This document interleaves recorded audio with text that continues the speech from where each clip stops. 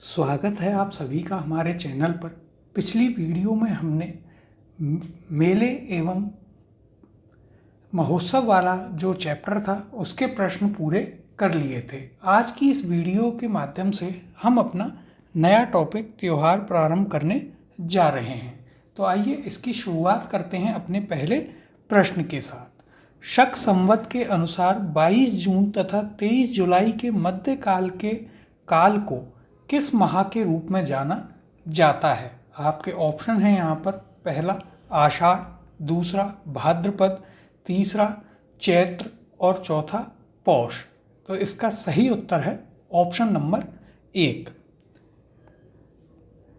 शक संवत के अनुसार 22 जून तथा 23 जुलाई के मध्य का जो काल है उसे आषाढ़ माह के रूप में जाना जाता है। अब यदि हम चर्चा करें तो देखिए, जो हमारे यहाँ पर जो महीने हैं, हिंदू जो कैलेंडर होता है उसके अनुसार जो महीने हैं वे दो पक्षों में बांटे जाते हैं। महीने को दो पक्ष में बांटा जाता है, कृष्ण पक्ष और शुक्ल पक्ष। एक महीने की शुरुआत जो है वह कृष्ण पक्ष के साथ होती है और अंतिम जो दिन होते हैं वे आपके शुक्ल पक्ष कहलाते हैं। इसके अलावा यहाँ पर जो विक्रम संवत होता है उसमें जो है महीने जो हैं वे अलग अलग बांटे गए हैं। जैसे कि अंग्रेजी कैलेंडर में आपके जनवरी, फरवरी, मार्च इस प्रकार से होते हैं, लेकिन जब आप चर्चा करते हैं हिंदू कैलेंडर के हिसाब से तो वहाँ पर आपके पौष, माघ, फाल्गुन, चैत्र इस प्रकार से महीने बांटे जाते हैं। जैसे कि हम यदि चर्चा करें तो जनवरी आपका पौष माघ होता है, फरवरी आपका माघ होता है, माघ फाल्गुन, मार्च आपका फाल्गुन चैत्र होता है, अप्रैल चैत्र और वैशाख का महीना होता है, मई आपका वैशाख और ज्येष्ठ का महीना होता है, जून ज्येष्ठ और आषाढ़ का होता है। इसी प्रकार से जुलाई आपका आषाढ़ और श्रावण मास होता है, वहीं अगस्त आपका श्रावण भाद्रपद या भादो मास होता है, सितंबर आपका भाद्रपद और आश्विन मास होता है, अक्टूबर आपका अश्विन और कार्तिक मास में आता है, और नवंबर आपका कार्तिक एवं मार्गशीर्ष में, और दिसंबर आपका मार्गशीर्ष और पौष माघ में वहाँ पर आता है। अब यहाँ पर यदि हम इसकी चर्चा करें तो देखिए, हिंदू जो महीने होते हैं उसका प्रारंभिक पखवाड़ा जो कि आपका कृष्ण पक्ष होता है उसे आप बुधि, एवं अंतिम पखवाड़ा जो होता है जिसकी हमने चर्चा करी कि उसे शुक्ल पक्ष कहते हैं उसे सुदी कहते हैं। भारतीय ज्योतिष शास्त्र जो है चंद्र गणना पर आधारित है। विक्रमी संवत की गणना भी इसी आधार पर की जाती है। इसमें चंद्रमा की 16 कलाओं के आधार पर दो पक्ष बांटे गए हैं। कौन कौन से? कृष्ण पक्ष और शुक्ल पक्ष, और इन दोनों को मिलाकर के एक मास बनता है। प्रथम पक्ष अमांत व द्वितीय पक्ष आपका पूर्णिमांत कहलाता है। ये पॉइंट भी हमें यहाँ पर याद रखना है। अब इसके बाद यदि हम चर्चा करें कि अंग्रेजी महीने और देशी माह कौन कौन से होते हैं तो देखिए, जैसे कि जनवरी है, जनवरी आपका आता है पौष माघ में, फरवरी आपका माघ और फाल्गुन में, मार्च आपका फाल्गुन और चैत्र में, अप्रैल आपका चैत्र और वैशाख में, मई आपका वैशाख और ज्येष्ठ में, जून आपका ज्येष्ठ और आषाढ़ में, जुलाई आपका आषाढ़ और श्रावण में, अगस्त आपका श्रावण और भाद्रपद में, सितंबर आपका भाद्रपद और अश्विन में, अक्टूबर आपका आश्विन और कार्तिक में, वहीं नवंबर आपका कार्तिक और मार्गशीर्ष में, और दिसंबर आपका मार्गशीर्ष और पौष मास में। तो हमें यहाँ पर ये जो है कौन सा अंग्रेजी महीना होता है और उसका देशी माह कौन सा है ये हमें ज़रूर से याद कर लेना है। तो ये टेबल आपकी काफ़ी इम्पोर्टेंट है। अब यहाँ पर यदि हम चर्चा करें एक और बार कौन कौन सी चीज़ें हमें याद रखनी है तो देखिए, यहाँ पर हमने चर्चा करी है कि जो हिंदू माह है वो दो पखवाड़ों में बटा हुआ है। कौन कौन से? कृष्ण पक्ष और शुक्ल पक्ष। जो प्रारंभिक पखवाड़ा है उसे आप कृष्ण पक्ष या बुधि कहते हैं, और अंतिम पखवाड़ा जो है शुक्ल पक्ष उसे आप सुदी कहते हैं। और ये जो हमारा कैलेंडर है, हिंदू कैलेंडर, ये चंद्र गणना पर आधारित है। इसमें चंद्रमा की 16 कलाओं के आधार पर दो पक्ष हमने किए, कृष्ण और शुक्ल पक्ष, और इन दोनों को मिलाकर के एक मास बनता है, जिसमें प्रथम पक्ष जो है वह अमांत और द्वितीय पक्ष पूर्णिमांत कहलाता है। और फिर हमने देखे अंग्रेजी में जो हमारे महीने होते हैं जनवरी, फरवरी, उनको आप देशी माह में क्या क्या कहते हैं, इसकी हमने यहाँ पर चर्चा करी है। तो ये हमें जो टेबल है ये अच्छे से याद कर लेनी है, इससे आपको समझने में आसानी होगी कि कौन सा त्यौहार किस अंग्रेजी महीने में आया और उस अंग्रेजी महीने का हिंदी में कौन सा महीना हुआ। तो ये हमें यहाँ पर समझने में मदद करेगा। अगला प्रश्न देखते हैं।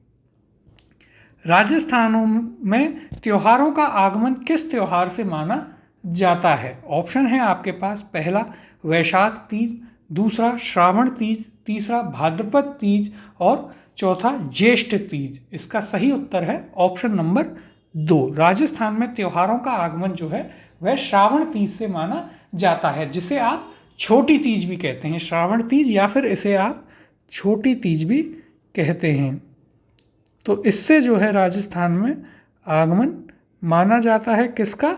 आपके जो त्यौहार हैं उनका। यह श्रावण शुक्ल तृतीया को पड़ती है और इसलिए इसे श्रावण तीज कहते हैं। और जो लास्ट यदि हम चर्चा करें, अंतिम त्यौहार राजस्थान का होता है गणगौर, जो कि आपका चैत्र शुक्ल तृतीया के दिन पड़ता है। अब यदि हम यहाँ पर भी चर्चा करें तो देखिए, राजस्थान में त्योहारों का आरंभ तीज से होता है और समापन जो है वह आपका गणगौर से होता है। और कहा भी गया है, तीज त्योहार बावड़ी ले डूबी गणगौर। तो यहाँ पर देखिए, हमें जो पॉइंट याद रखना है वो ये है कि राजस्थान में आपके त्योहारों का जो आगमन है वह छोटी तीज या फिर श्रावण तीज से होता है, जो कि श्रावण शुक्ल तृतीया के दिन आती है।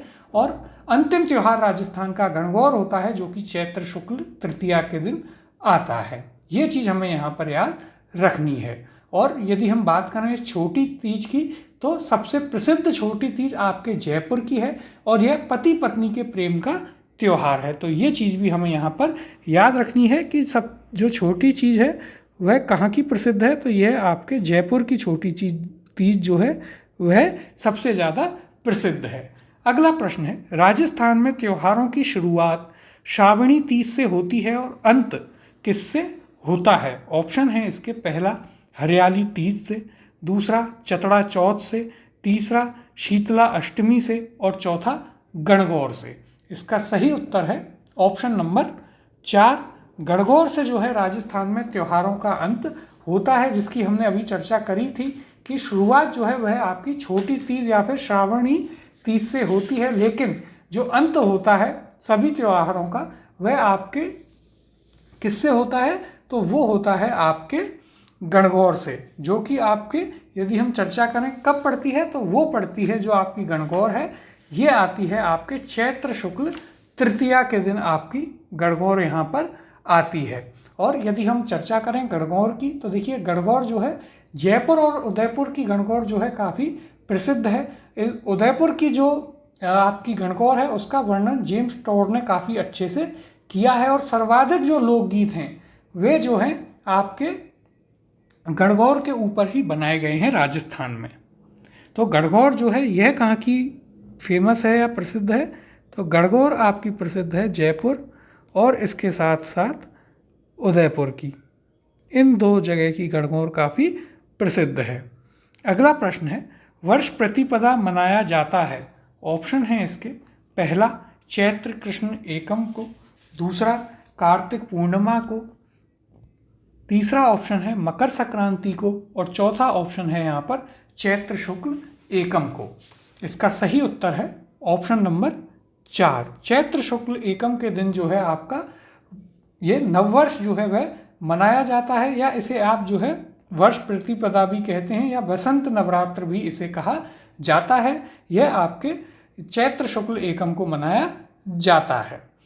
अगला प्रश्न है, जयपुर में तीज की सवारी किस माह में निकाली जाती है? ऑप्शन है इसके, पहला श्रावण मास, दूसरा बैसाख मास, तीसरा चैत्र मास और चौथा भाद्रपद या भादों में। इसका सही उत्तर है ऑप्शन नंबर 1। श्रावण मास में जो है तीज मनाई जाती है, जिसकी हमने चर्चा करी थी। श्रावण की शुक्ल तृतीया को छोटी तीज जो मनाई जाती है, जो कि सबसे प्रसिद्ध जयपुर की है और यह आपके पति पत्नी के प्रेम का त्यौहार है। यहाँ भी यदि आप देखेंगे तो देखिए तीज की सवारी जो है वह जयपुर में श्रावण शुक्ल तृतीया को निकाली जाती है। तो ये पॉइंट हमें यहाँ पर याद रखना है आपकी छोटी तीज के बारे में। अगला प्रश्न है, तीज का त्यौहार मुख्य रूप से कहाँ मनाया जाता है? ऑप्शन है इसके, पहला अजमेर में, दूसरा जयपुर में, तीसरा ऑप्शन है जोधपुर में और चौथा ऑप्शन है बीकानेर में। इसका सही उत्तर है ऑप्शन नंबर 2। तीज का त्यौहार जो है वह मुख्य रूप से जयपुर में मनाया जाता है। इसकी हमने चर्चा करी कि सबसे प्रसिद्ध तीज जो है वह आपके जयपुर की है और ये पति पत्नी के प्रेम का त्यौहार है। अगला प्रश्न है, राजस्थान में बड़ी तीज मनाई जाती है। ऑप्शन है इसके, पहला श्रावण कृष्ण तृतीया को, दूसरा श्रावण शुक्ल तृतीया को, तीसरा भाद्र शुक्ल तृतीया को और चौथा ऑप्शन है भाद्र कृष्ण तृतीया को। इसका सही उत्तर है ऑप्शन नंबर 4। बड़ी तीज जो है वह आपके भाद्र कृष्ण तृतीया को मनाई जाती है। अब यदि हम इसकी चर्चा करें तो देखिए, जो बड़ी तीज है इसे आप बूढ़ी तीज, कजली तीज या सातुड़ी तीज भी कहते हैं और सबसे ज़्यादा ये प्रसिद्ध है कहाँ की, तो यह बड़ी तीज जो है सबसे ज़्यादा प्रसिद्ध है आपके बूंदी की। तो इसे आप इस प्रकार से भी याद रख सकते हैं कि बा से बड़ी और बा से ही बूंदी। तो बड़ी तीज सबसे ज़्यादा प्रसिद्ध है आपके बूंदी की और इसे अन्य किन नामों से जाना जाता है, तो देखिए इसे बड़ी तीज, बूढ़ी तीज, कजली तीज या सातुड़ी तीज के नाम से भी जाना जाता है। अब यदि हम यहाँ पर भी चर्चा करें देखिए बड़ी तीज की, तो राजस्थान में भाद्रपद के कृष्ण पक्ष की तृतीया को बड़ी तीज मनाई जाती है। इसे आप बूढ़ी तीज, सतवा तीज, सातुड़ी तीज व कजली तीज भी कहा जाता है।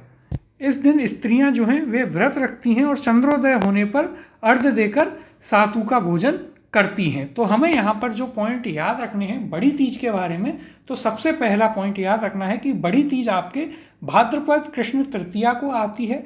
यह इसके अन्य नाम कौन कौन से हैं? बूढ़ी तीज, सतवा तीज, सातुड़ी तीज और कजली तीज, और सबसे प्रसिद्ध है आपके बूंदी की बड़ी तीज है। अगला प्रश्न देखते हैं,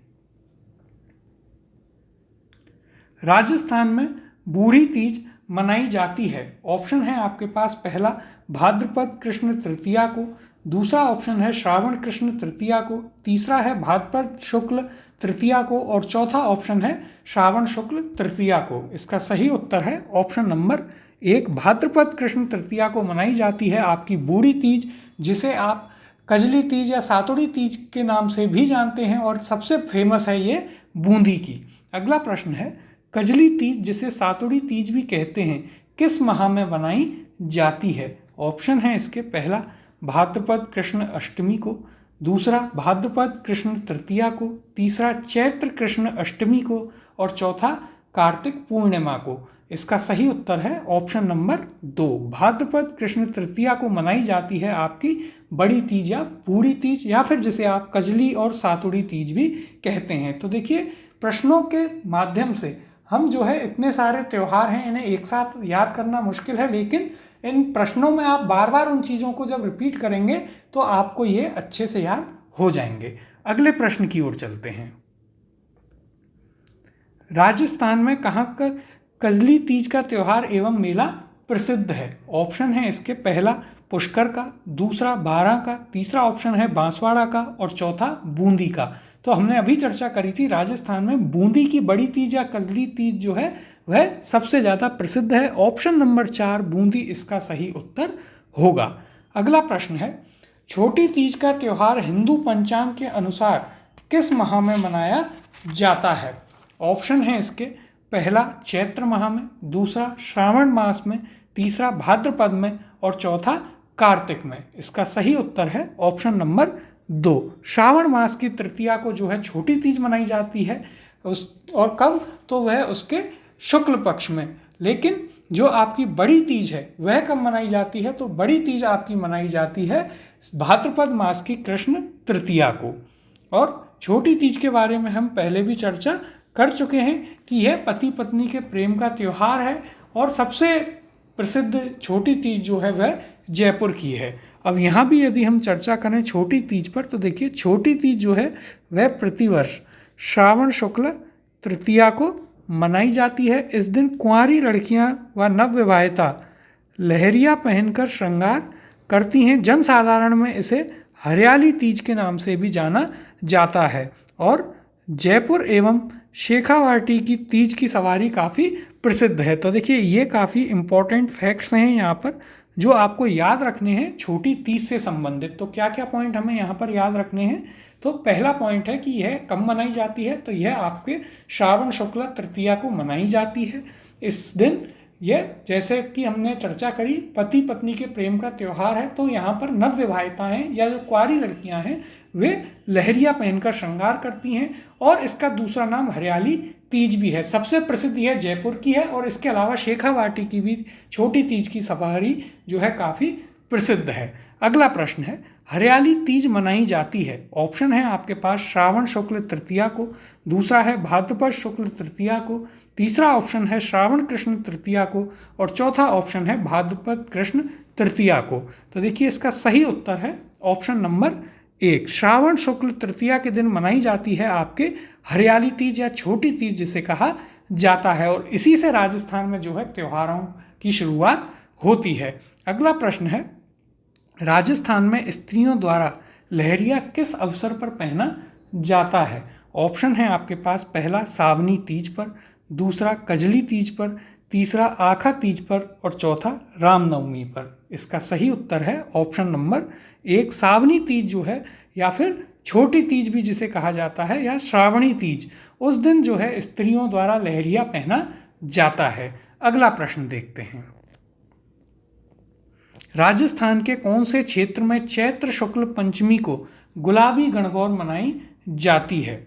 ऑप्शन है इसके, पहला जोधपुर में, दूसरा बूंदी में, तीसरा उदयपुर में और चौथा नाथद्वारा में।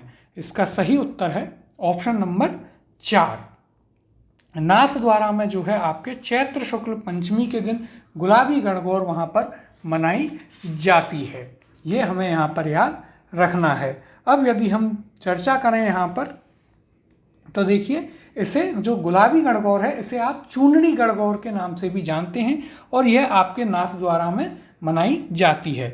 यहाँ पर हम यदि चर्चा करें तो देखिए द्वारकाधीश मंदिर में शयन दर्शन के दौरान राजाधिराज को गुलाबी गणगौर के मध्य रथ में विराजमान किया जाता है। तो एक पॉइंट जो हमें याद रखना है कि ये जो गुलाबी गणगौर है इसका एक और नाम है और वो क्या नाम है? तो इसका दूसरा नाम है चूनड़ी गणगौर। यह है इसका दूसरा नाम है। ये पॉइंट हमें यहाँ पर याद रखना है। अगला प्रश्न है, राजस्थान के प्रत्येक वर्ष के चैत्र मास में गणगौर पूजन उत्सव दिवस की तिथि है।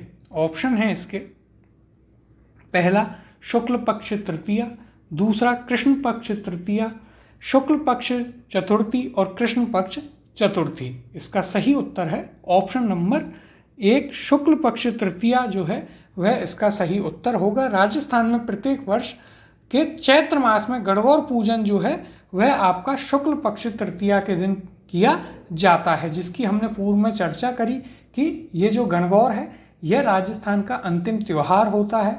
जयपुर और उदयपुर की गणगौर की सवारी काफ़ी प्रसिद्ध है और उदयपुर की जो गणगौर की सवारी थी उसका वर्णन जेम्स टॉड ने किया है।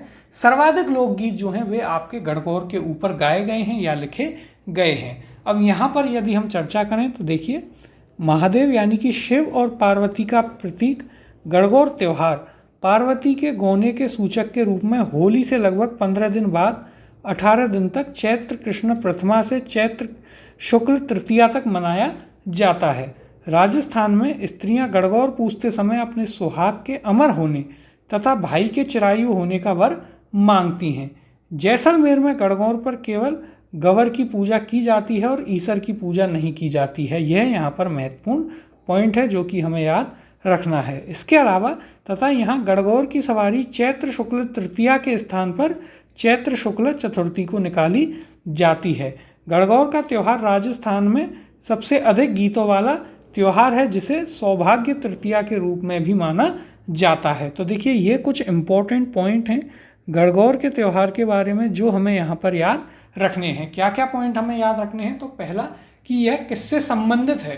तो देखिए गणगौर का त्यौहार हम सभी जानते हैं शिवजी और पार्वती से संबंधित है और कब मनाया जाता है? तो होली से लगभग 15 दिन बाद यह मनाया जाता है। चैत्र शुक्ल तृतीया को यह मनाया जाता है। और यदि हम इसमें एक इम्पॉर्टेंट चीज़ की चर्चा करें तो देखिए, जैसलमेर में गणगौर जो है उस पर केवल गवर की पूजा की जाती है, ईसर की पूजा नहीं की जाती है। यह एक बहुत ही इम्पॉर्टेंट पॉइंट है, हमें याद रखना है। और यहाँ पर जो सवारी है वह भी गणगौर की सवारी हुई चैत्र शुक्ल तृतीया को नहीं बल्कि चैत्र शुक्ल चतुर्थी के दिन निकाली जाती है। और ये गणगौर जो है ऐसा त्यौहार है राजस्थान में जिस पर सर्वाधिक गीत जिसके हैं या जिस पर सर्वाधिक गीत लिखे गए हैं। तो ये इम्पोर्टेंट पॉइंट हैं आपके जो हमें याद रखने हैं गणगौर के त्यौहार से संबंधित। अगला प्रश्न है, बिना ईसर की गवर कहाँ पूजी जाती है? ऑप्शन है इसके जोधपुर में, चूरू में, उदयपुर में या फिर जैसलमेर में। इसका सही उत्तर होगा ऑप्शन नंबर 4, जैसलमेर में जो है बिना ईसर की गवर पूजी जाती है। और इसके अलावा यहाँ पर जो है सवारी जो है वह चैत्र शुक्ल तृतीया के स्थान पर चैत्र शुक्ल चतुर्थी को सवारी यहाँ पर निकाली जाती है जैसलमेर में। यह पॉइंट भी हमें यहाँ पर याद रखना है, बहुत ही इम्पोर्टेंट है। अगला प्रश्न है, किस हिंदू माह में गणगौर का त्यौहार मनाया जाता है? ऑप्शन है इसके चैत्र में, दूसरा वैशाख में, तीसरा फाल्गुन में और चौथा ऑप्शन है श्रावण मास में। तो हम चर्चा कर चुके हैं, गणगौर का त्यौहार जो है वह चैत्र माह में शुक्ल पक्ष की तृतीया को मनाया जाता है। ऑप्शन नंबर 1 चैत्र इसका सही उत्तर होगा। अगला प्रश्न देखते हैं, गणगौर त्योहार कितनी अवधि तक मनाया जाता है? ऑप्शन है इसके पहला 14 दिन तक, दूसरा 15 दिन तक, तीसरा 18 दिन तक और चौथा 19 दिन तक। इसका सही उत्तर है ऑप्शन नंबर 3, 18 दिन तक मनाया जाता है आपके गणगौर का त्यौहार। और यह होली के 15 दिन बाद से मनाया जाता है। यहाँ पर आपको कन्फ्यूजन हो सकता है क्योंकि यह होली के 15 दिन बाद से 18 दिन तक के लिए मनाया जाता है गणगौर का त्यौहार। ये चीज़ जो है यहाँ पर हमें इस पर जरूर गौर करना है। अगला प्रश्न है, ईसरजी एवं ईसरी जी निम्न में से किस युग्म को प्रदर्शित करते हैं? आपके पास ऑप्शन है, पहला राधा कृष्ण को, दूसरा शिव पार्वती को, तीसरा लक्ष्मी विष्णु जी को और चौथा सीताराम को। तो देखिए, ईसर और ईसरी जी जो हैं वे प्रतीक हैं शिव और पार्वती के। ऑप्शन नंबर 2 इसका सही उत्तर होगा। और शिव पार्वती की ही पूजन किया जाता है आपके गणगौर के त्योहार में। जैसलमेर में जो है वहाँ पर हमने चर्चा करी कि क्या होता है जैसलमेर की जो गणगौर होती है उसमें। तो देखिए, वहाँ पर एक काम होता है कि जैसलमेर की गणगौर में ईसर की पूजा नहीं की जाती है, सिर्फ और सिर्फ गवर की पूजा की जाती है।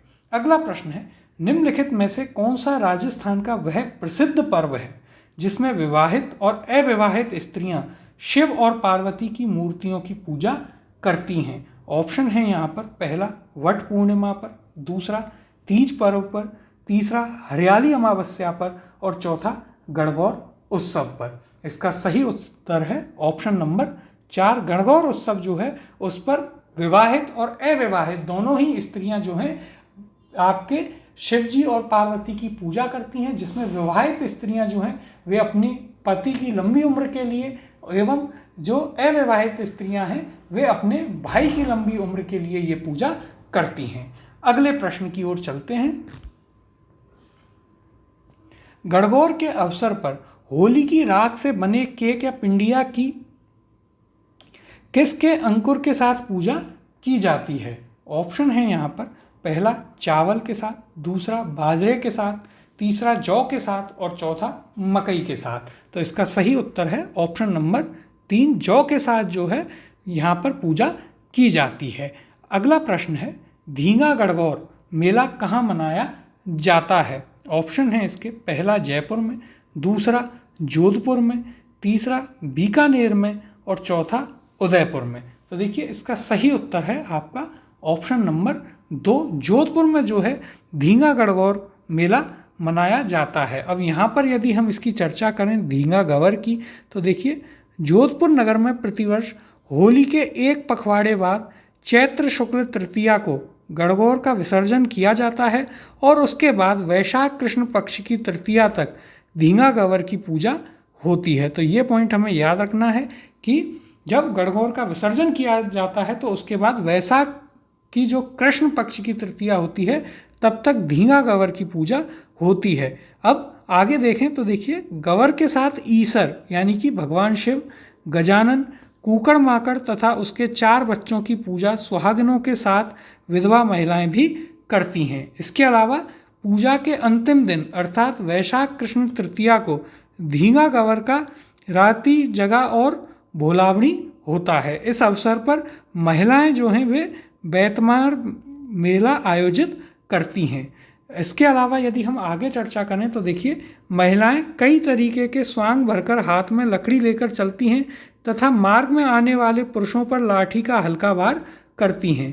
जोधपुर में मनाए जाने वाले इस अनूठे धींगा गवर मेले का आयोजन उदयपुर में भी होता है। जोधपुर के अलावा यह पॉइंट भी हमें यहाँ पर याद रखना है। अब इसके अलावा यदि हम चर्चा करें देखिए तो काफ़ी महत्वपूर्ण पॉइंट कि इसका जो प्रारंभ है वह मेवाड़ के महाराजा राज सिंह ने करवाया था। उदयपुर के जो महाराणा गज सिंह प्रथम ने छोटी महारानी को प्रसन्न करने के लिए पारंपरिक रीति के खिलाफ जाकर धींगा गवर को लोकप्रिय पर्व के रूप में वहाँ पर प्रचलित किया और यह छोटी महारानी जोधपुर की राठौड़ राजकुमारी थी जिसने अपनी जिद के कारण धींगा गवर मेले की परंपरा शुरू की और उसी रानी ने जोधपुर में पीहर प्रवास के दौरान इस परंपरा को आगे बढ़ाया। तो देखिए यहाँ पर काफ़ी इंपॉर्टेंट पॉइंट हैं आपके धींगा गणगौर मेले या धींगा गवर के मेले के बारे में जो कि हमें अच्छे से यहाँ पर उन पर ध्यान देना है और याद करने हैं। क्या क्या पॉइंट हैं इनकी हम एक और बार चर्चा कर लेते हैं। तो देखिए सबसे पहले धींगा गणगौर मेला या धींगा गवर कहाँ मनाई जाती है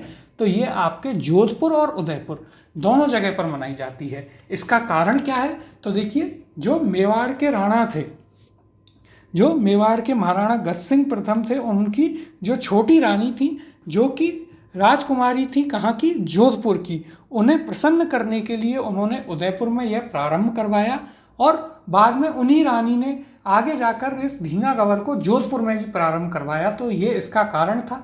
कहाँ कहाँ मनाई जाती है वह हमने देखा।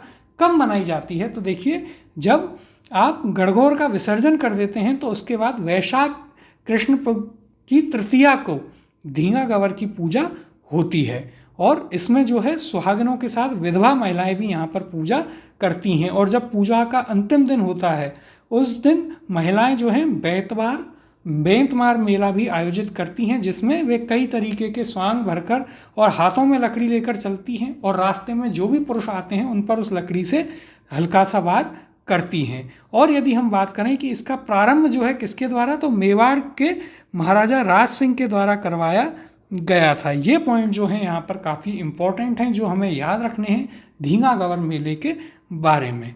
अगला प्रश्न देखते हैं। वैशाख कृष्ण तृतीया के दिन धींगा गणगौर किसके शासनकाल में शुरू हुआ? ऑप्शन है इसके, पहला अमर सिंह के शासनकाल में, दूसरा जवान सिंह के शासनकाल में, तीसरा राज सिंह के शासनकाल में और चौथा ऑप्शन है फतेह सिंह के शासनकाल में।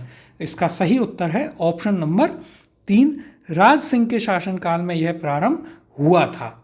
अगला प्रश्न है निम्नलिखित में से कौन सा त्यौहार एक कैलेंडर वर्ष यानी कि विक्रम संवत के अनुसार से सबसे बाद में आता है?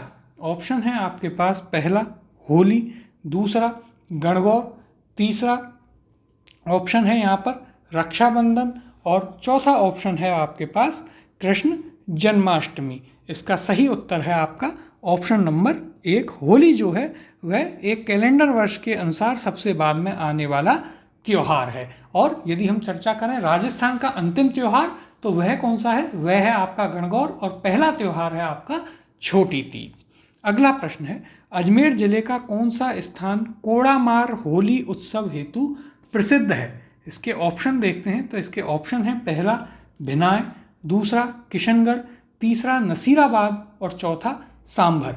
इसका सही उत्तर है ऑप्शन नंबर 1, भिनाय जो है वह आपका प्रसिद्ध है कोड़ामार होली के लिए। अब देखिए होली जो है वह अलग अलग जगह पर काफ़ी अलग अलग प्रकार से खेली जाती है और उसी प्रकार से वह प्रसिद्ध है। जैसे कि बरसाना जो है वहाँ पर लठमार होली खेली जाती है, तो वहाँ की लठमार होली के बारे में हमने कई बार सुना भी है। अब यदि हम यहाँ पर चर्चा करें देखिए विभिन्न जिलों में जो होली विभिन्न प्रकार से खेली जाती है उसकी, तो देखिए यहाँ पर किस किस प्रकार से होली खेली जाती है।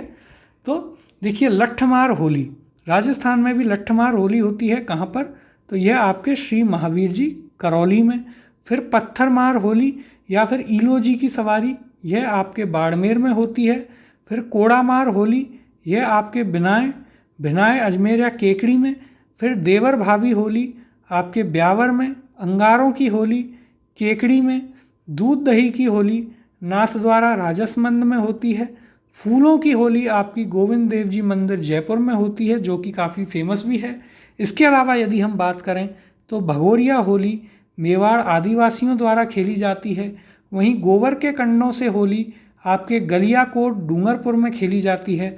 और पत्थरों से होली खेली जाती है आपके भीलूड़ा गांव डूंगरपुर में। तो ये हमें यहाँ पर याद रखने हैं। अब यदि इसके बाद हम एक और देखें तो वह है आपकी सांगोद की नहाड़। इसकी यदि हम चर्चा करें तो देखिए, सांगोद के नहाड़ का प्रचलन वीरवर सांगा गुर्जर की पुण्य स्मृति में किया जाता है। किसकी स्मृति में? तो वीरवर सांगा गुर्जर की पुण्य स्मृति में 9वीं शताब्दी से माना जाता है। इसमें ना ही रंग होते हैं, ना पानी और ना ही गुलाल होते हैं। ये पॉइंट हमें यहाँ पर याद रखना है। होली के माहौल में ग्रामवासी विचित्र वेशभूषा से सज्जित अखाड़े निकालते हैं और वर्ष 1871 में सांगोद में शाही लवाबजे में बादशाह की सवारी भी निकाली जाने लगी। तो ये हमें यहाँ पर कुछ इंपॉर्टेंट पॉइंट हैं कि किस किस ज़िले में कौन कौन सी प्रसिद्ध अलग अलग प्रकार की होली खेली जाती है, उस पर यहाँ पर चर्चा की गई है। तो यहाँ पर देखिए, सबसे पहले हमने देखा लट्ठमार होली, जो कि आपके श्री महावीर जी करौली में खेली जाती है। पत्थरमार होली या फिर ईलोजी की सवारी बाड़मेर में। कोड़ामार होली भिनाय केकड़ी में। देवर भाभी की होली ब्यावर में। अंगारों की होली केकड़ी में। दूध दही की होली नाथद्वारा राजसमंद में। फूलों की होली गोविंद देव जी जयपुर। भगोरिया होली मेवाड़ आदिवासियों द्वारा। गोबर के कंडों की होली गलियाकोट डूंगरपुर में।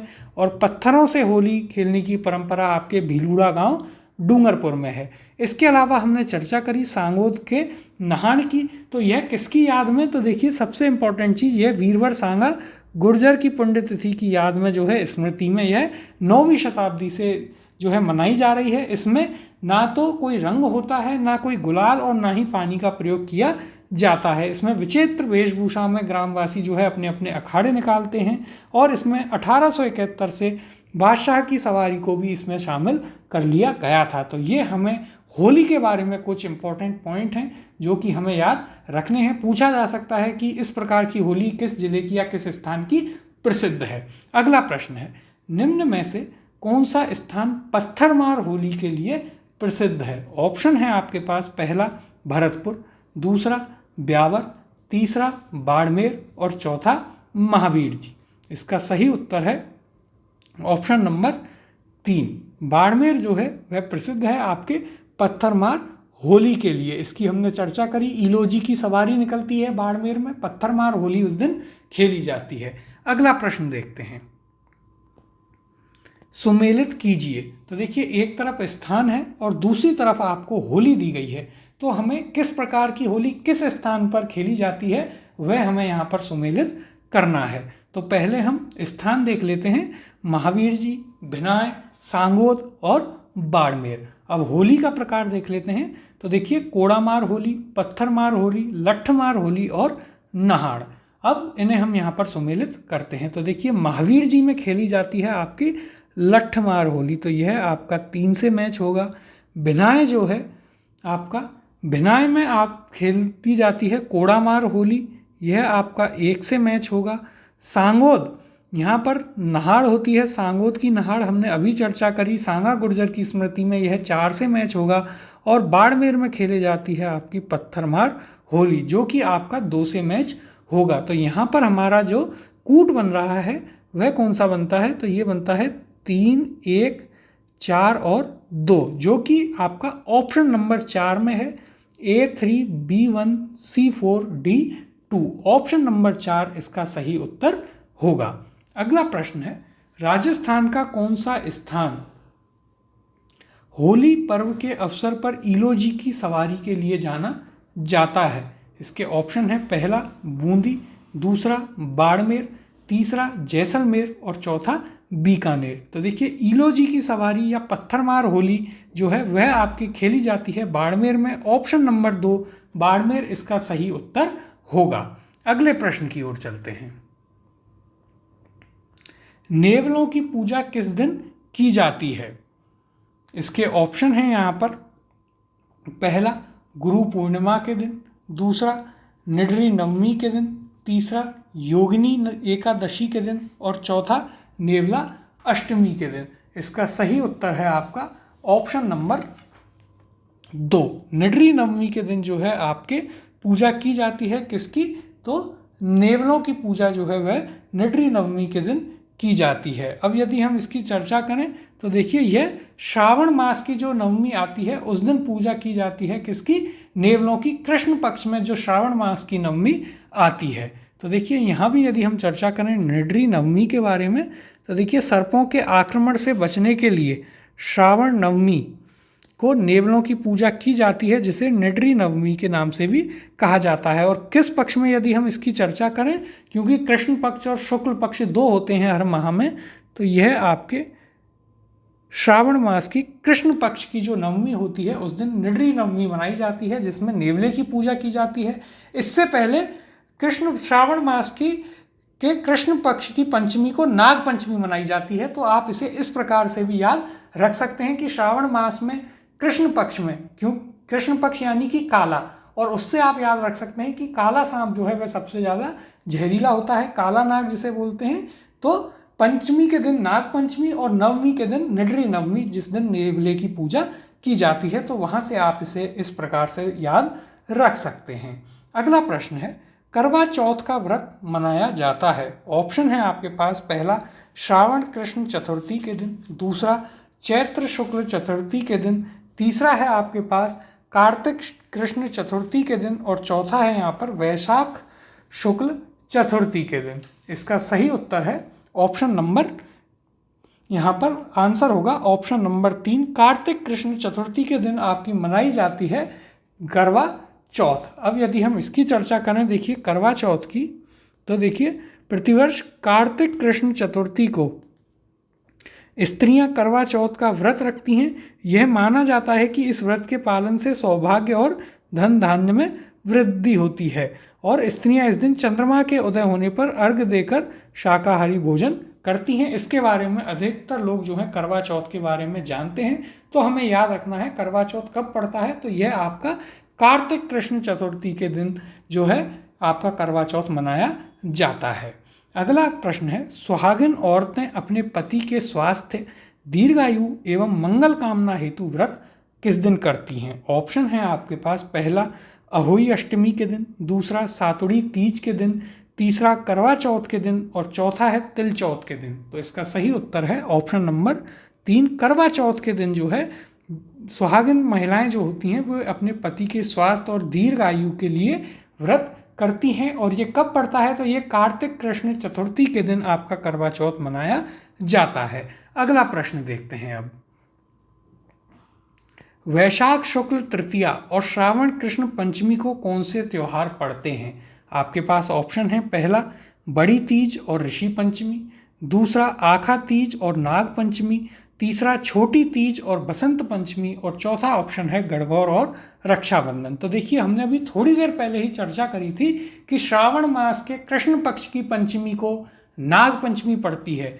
तो यह आपको देखने को मिलेगा ऑप्शन नंबर 2, आखा तीज और नाग पंचमी जो है इसका सही उत्तर होगा। अब यदि हम चर्चा करें, देखिए हम पहले चर्चा कर चुके हैं आपके जो नाग पंचमी है वह कब पड़ती है, तो यह श्रावण मास के कृष्ण पक्ष की पंचमी के दिन आपकी नाग पंचमी यहाँ पर पड़ती है। अब यदि हम यहाँ पर चर्चा करें किसकी, तो वैशाख शुक्ल तृतीया के दिन जो आपका क्या पड़ती है, तो उस दिन पड़ती है आपकी आखा तीज। तो इसकी यदि हम चर्चा करें तो इसे आप अक्षय तृतीया आखा तीज कहते हैं और इस दिन बीकानेर की स्थापना हुई थी। तो यहाँ पर बीकानेर का स्थापना दिवस भी होता है और इस दिन बीकानेर में पतंगें उड़ाते हैं। और यहाँ पर एक बहुत ही महत्वपूर्ण पॉइंट जो हमें याद रखना है कि सर्वाधिक बाल विवाह जो हैं वे आखा तीज के दिन ही होते हैं। यह पॉइंट भी हमें यहाँ पर याद रखना है। अब देखिए यहाँ पर भी हम चर्चा कर लेते हैं पहले नाग पंचमी की। तो देखिए नाग पंचमी त्यौहार जो है वह नाग पूजा हेतु श्रावण कृष्ण पंचमी के दिन पड़ता है और श्रावण शुक्ला पंचमी जो है उस दिन यह मनाया जाता है। अब यदि हम बात करें अक्षय तृतीया या आखा तीज की, तो यह कब पड़ती है, तो यह पड़ती है वैशाख माह की शुक्ल तृतीया को आपकी आखा तीज पड़ती है।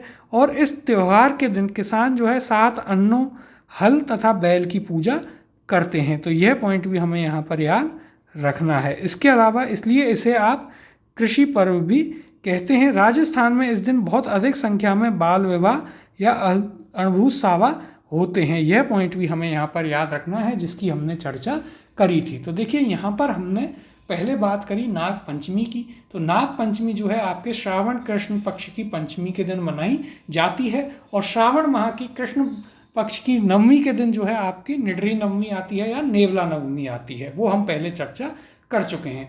दूसरा जो त्यौहार जिसकी हमने यहाँ चर्चा करी है वह है आपका अक्षय तृतीया या आखा तीज। ये कब मनाया जाता है? तो ये वैशाख माह की शुक्ल पक्ष की तृतीया को यह मनाया जाता है। इस दिन किसान जो है अपने 7 अन्नों की, हल एवं बैल की पूजा करते हैं, इसलिए इसे कृषि पर्व भी कहते हैं।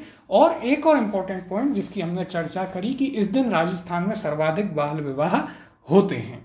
अगले प्रश्न की ओर चलते हैं।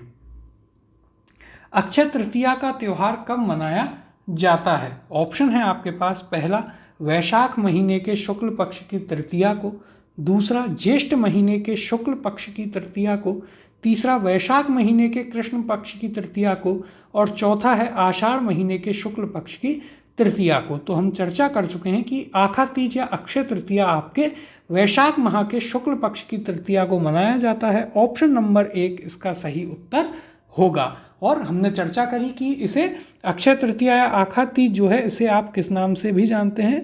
तो इसे आप जो है कृषि पर्व के नाम से भी जानते हैं। ये पॉइंट भी हमें यहाँ पर याद रखना है।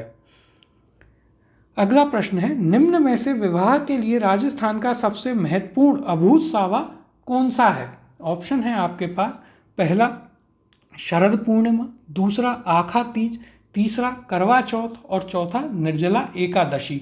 तो देखिए सर्वाधिक बाल विवाह जो हैं वे आखा तीज पर होते हैं, क्योंकि उस दिन अभूत सावा होता है। तो ऑप्शन नंबर 2 आखा तीज या अक्षय तृतीया जो है इसका सही उत्तर यहाँ पर होगा। अगला प्रश्न है, खेजड़ी वृक्ष या शमी वृक्ष की पूजा का प्रावधान किस पर्व से जुड़ा हुआ है?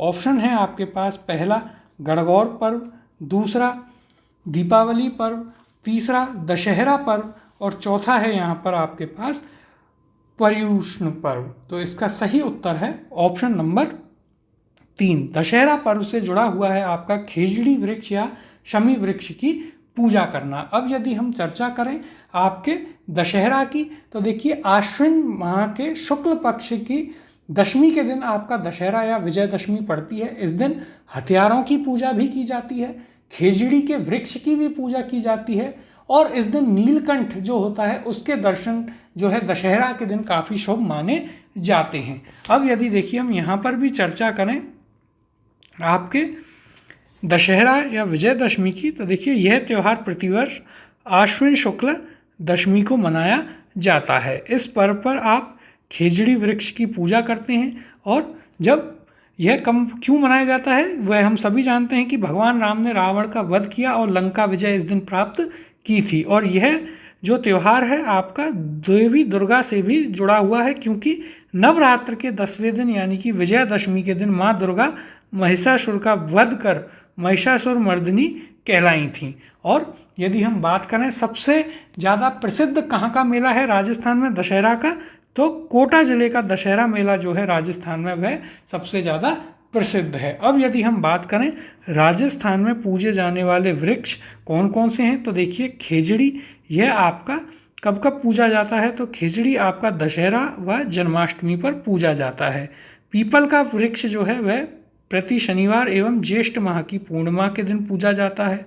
केले का वृक्ष आपका प्रति बृहस्पतिवार, तुलसी का वृक्ष जो है प्रति माह तेरस पर, आंवला जो है वह कार्तिक शुक्ल नवमी जो कि आंवला नवमी होती है उस दिन, और फाल्गुन शुक्ल 11 यानी कि आंवला एकादशी पर पूजा जाता है।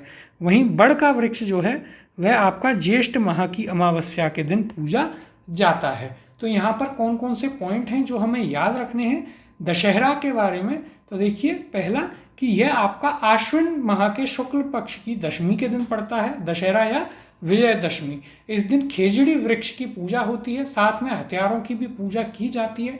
इसके अलावा हमने एक और पॉइंट डिस्कस किया था कि इस दिन नीलकंठ जो होता है उसके दर्शन काफ़ी शुभ माने जाते हैं। और यह हम सभी जानते हैं कि भगवान राम ने इस दिन लंका पर विजय प्राप्त करी थी, इसलिए दशहरा मनाया जाता है।